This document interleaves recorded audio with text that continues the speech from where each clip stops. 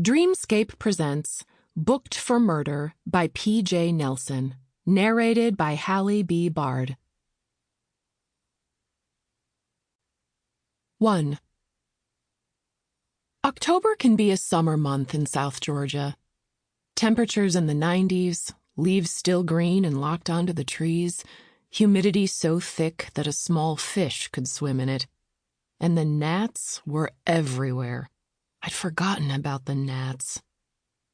I left my bags in the beat-up old Fiat I sometimes referred to as Igor, owing to several unfortunate accidents that had left it misshapen. The steps up to the porch creaked out a warning, but I didn't pay any attention. If I'd paid attention to warnings, I'd never have followed Aunt Rose into the ridiculous world of the theater. Now I was too old for the ingenue, too young for the character parts, and you can only go to so many auditions for parts you don't get before you start considering that job in catering. Inheriting a bookstore felt like a rescue plan. The front porch was the same as it had always been. Dried leaves from other autumns, dust from 1,000 summer nights, 5 bentwood rocking chairs, 2 with broken cane seats. I couldn't have said why my hand hesitated, holding the old-fashioned brass key at the front door lock, but I stood there frozen for a moment, hearing Rose singing softly to herself just inside the door. Sometimes, apparently, the memory of melody lingers long after the song is gone. I grew up in Enigma, Georgia.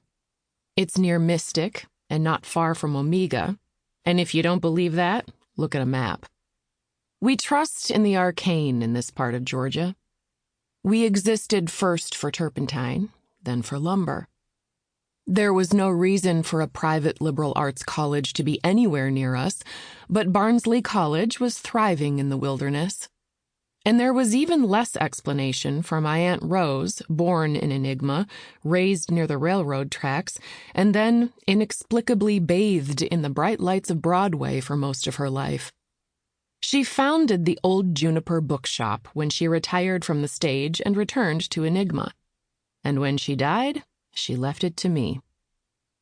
Down from Atlanta, what should have been a 3-hour drive took nearly 5, thanks to a disagreement between a refrigerated 18-wheeler and a pretty blue Volvo. I arrived exhausted.